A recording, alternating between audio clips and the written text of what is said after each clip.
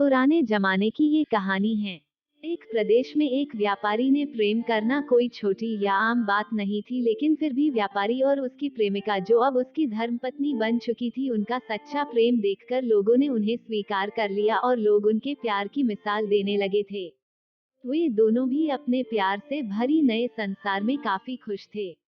लोग ये देखकर हैरान रह जाते कि उन दोनों में कभी किसी वस्तु या विषय को लेकर कभी झगड़े नहीं होते थे। व्यापारी और उसकी पत्नी ने अपनी प्यार की रोशनी सदा रोशन रहे, इसलिए एक नियम बनाया था। उन दिनों लोग रात को छतों पर मशाल जलाया करते थे ताकि घर आंगन में उजाला रहे और सोने के समय उन्हें बुझा देते। प्रेमी जोड़े ने तय किया था कि वे जब तक साथ रहेंगे तब तक उनके घर की मशाल जलती रहेगी। अब रात होते ही पूरे प्रदेश में अंधेरा हो जाता, लेकिन एकमात्र इस व्यापारी का घर रोशनी से जगमगाता। इस प्रदेश का राजा एक बड़े से महल में रहता था। हर रात को सोने से पहले वो अपनी रानी के साथ महल के छत पर जाकर आसमान के नजारे देखता था। एक बार जब राजा अपनी रानी के साथ छत पर चांद सितारे देख रहा था, तब दोनों की नजर व्यापारी के जगमगाते घर पर पड़ी।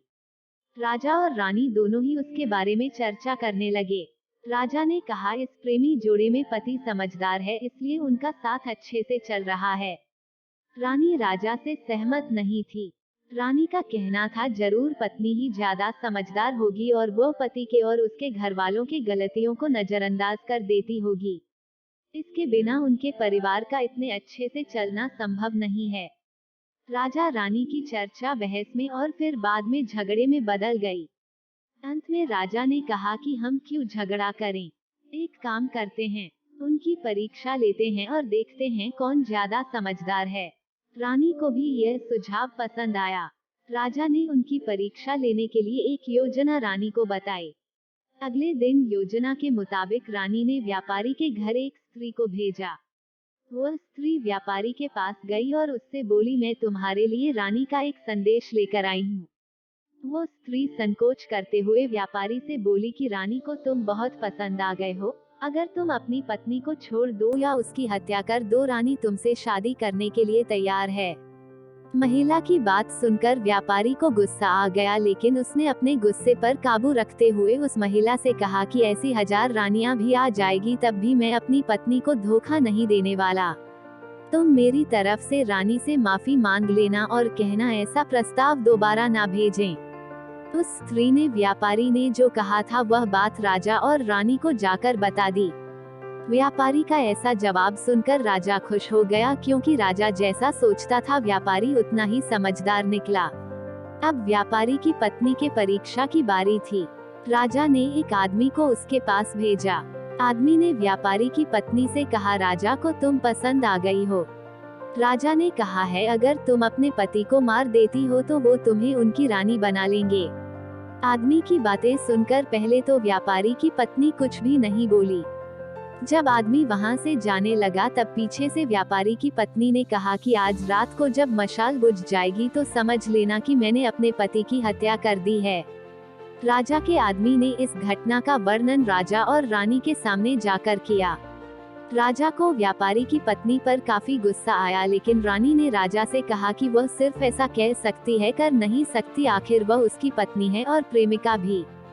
राजा ने तय किया कि व्यापारी को खतरे में नहीं डालना चाहिए, इसलिए राजा ने अपने कुछ सिपाहियों को आदेश देकर उसके घर के पास खड़ा रहने के लिए कहा। राजा ने उनको समझाया कि जैसे ही व्यापारी के घर की मशाल बुझे तो तुरंत उसके घर में घुस जाना और व्यापारी को बचा लेना। रात होते ही राजा और रानी अपने महल के छत पर आकर व्यापारी के घर की तरफ देखने लगे। आधी रात हो गई लेकिन कुछ भी नहीं हुआ। रानी राजा से कहने लगी, देखा, मैं कहती थी ना कि वो सिर्फ कह सकती है, ऐसा कर नहीं सकती। रानी ने यह शब्द कहे ही थे कि राजा ने देखा कि व्यापारी के घर की मशाल बुझ चुकी है। राजा को व्यापारी की चिंता होने लगी। थोड़ी देर बाद राजा के वह सिपाही जो व्यापारी की सुरक्षा के लिए वहां खड़े थे, राजा के पास आए और उन्होंने राजा को व्यापारी की मौत की खबर सुनाई। राजा ने कहा, तुम्हारे होते हुए व्यापारी कैसे मर सकता है? सिपाहियों ने कहा कि उसकी पत्नी ने दिन में ही जहर दे दिया था और रात को पति के मरने के बाद उसने घर की मशाल बुझाई, इसलिए हम कुछ भी नहीं कर पाए। राजा को इस घटना से न सिर्फ व्यापारी की पत्नी से बल्कि औरत जात से ही नफरत हो गई। व्यापारी की पत्नी के बेवफाई के विचार उसे पूरी रात आते रहे। राजा उस रात एक भी मिनट सो नहीं पाया। राजा को इस बात का काफी पश्चाताप हुआ कि उसकी वजह से व्यापारी को अपनी जान गंवानी पड़ी। सवेरे राजा ने अपने एक मंत्री को बुलाया और उसे आदेश दिया कि मैं शिकार करने जा रहा हूँ, जब तक मैं लौटूंगा इस प्रदेश की सभी महिलाओं को गला काटकर मार देना। राजा का ऐसा आदेश सुनकर मंत्री ने राजा को काफी समझाने की कोशिश की, लेकिन राजा उसकी एक भी बात सुनने के लिए तैयार नहीं था और राजा ने उसे धमकी दी कि अगर तुमने यह काम पूरा नहीं किया तो सबसे पहले मैं तुम्हें ही मौत की सजा दे दूंगा। राजा के शिकार पर जाने के बाद मंत्री काफी चिंता में डूब गया। जब मंत्री को कुछ भी नहीं समझ आ रहा था तो मंत्री सीधे अपने पिता के घर गया, जो पहले राजा के पिता के यहाँ मंत्री रह चुका था और काफी समझदार था। मंत्री ने अपने पिता को सारी बात बताई। बेटे की बात सुनने के बाद उसके पिता ने उसे कहा कि सबसे पहले तुम कहीं पर छुप जाओ, क्योंकि राजा जब लौटेगा और देखेगा कि तुमने उसका हुक्म नहीं माना है तो वह तुम्हें सजा देगा। मैं देखता हूँ, किसी तरह राजा को समझाता हूँ। रात को जब राजा लौटा और उसने देखा कि उसके प्रदेश में सभी महिलाएं पहले की तरह ही अपना काम कर रही है, घूम रही है, तो उसे मंत्री पर बहुत गुस्सा आया। हर जगह तलाश करने के बाद जब मंत्री नहीं मिला तो राजा सीधे मंत्री के पिता के घर जा पहुंचा। राजा ने मंत्री के पिता से मंत्री के बारे में पूछा। मंत्री के पिता ने राजा को शांत करने के लिए पानी दिया, बैठने के लिए कहा और बाद में राजा से पूछा कि आप क्यों सभी महिलाओं को मारना चाहते हैं। राजा ने व्यापारी वाली पूरी कहानी मंत्री के पिता को बताई। मंत्री के पिता ने राजा से कहा कि आपने जो फैसला किया है मैं उसे सही या गलत नहीं बता रहा हूँ, लेकिन मैं जो एक छोटी सी कहानी जो मैं जब मंत्री था तब मेरे साथ घटित हुई है वह मैं आपको सुनाता हूँ। उसे सुनने के बाद आप जो फैसला करेंगे वह हम सब मान लेंगे। मंत्री के पिता ने कहा, एक दिन में जंगल से गुजर रहा था। अचानक एक नकाबपोश घोड़े पर सवार होकर आया और मुझे बंदी बनाकर घसीटते हुए कब्रिस्तान लेकर गया। वो मुझे एक कब्र के पास लेकर आया।